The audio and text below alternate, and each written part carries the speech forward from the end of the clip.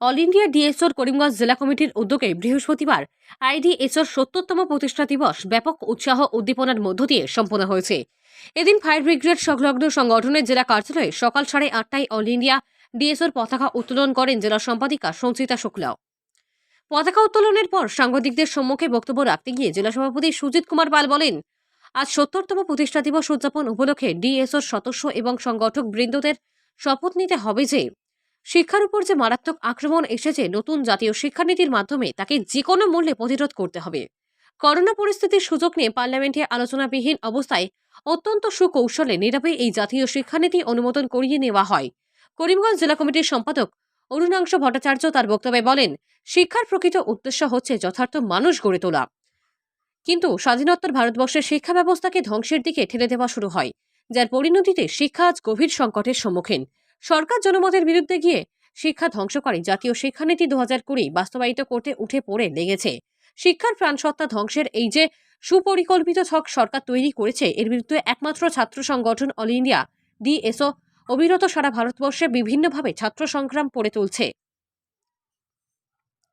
সারা ভারতবর্ষে বিভিন্নভাবে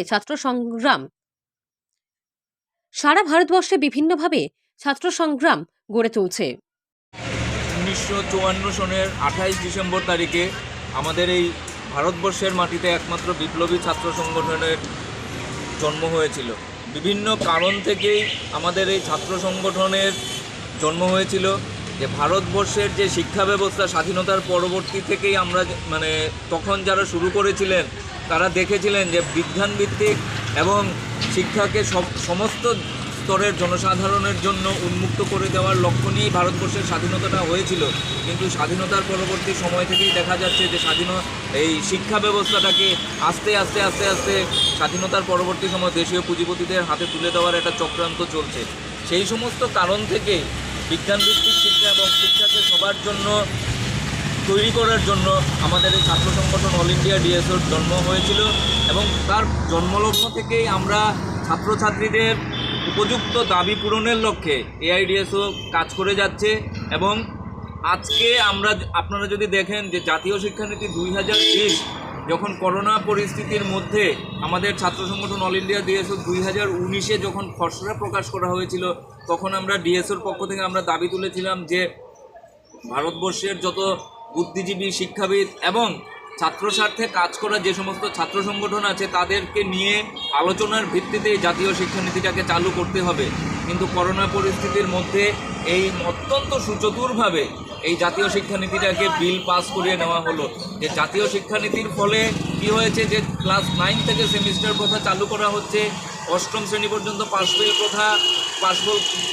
প্রথা বিলোপ করা হচ্ছে এবং ক্লাস 6 পর্যন্ত ছাত্রছাত্রীদেরকে অঙ্গনওয়াড়ি কর্মীদের হাতে তুলে দেওয়া হচ্ছে, যেখানে শিক্ষার বুনিয়াদটা গড়ে ওঠার কথা, শিক্ষার ভিত গড়ে ওঠার কথা উপযুক্ত শিক্ষকের দ্বারা, সেখানে অঙ্গনওয়াড়ি কর্মীদের হাতে তুলে দেওয়া হচ্ছে। আমরা বলছি না যে অঙ্গনওয়াড়ি কর্মীদের খাটো করার জন্য বলছি না, কিন্তু উপযুক্ত শিক্ষকের কাছে শিক্ষা গ্রহণ করলে যেভাবে শিক্ষা লাভ করতে পারবে ছাত্রছাত্রীরা, সেখানে এই ব্যবস্থাটাগুলি করা হচ্ছে। এছাড়াও আরও অনেক যে ছাত্র স্বার্থের পরিপন্থী বিষয়গুলি জাতীয় শিক্ষানীতির মধ্যে করা হচ্ছে। শিক্ষার বৈরীকরণ করা হচ্ছে এবং শিক্ষাকে সম্পূর্ণভাবে ব্যক্তিগতকরণ করার একটা চক্রান্ত চলছে।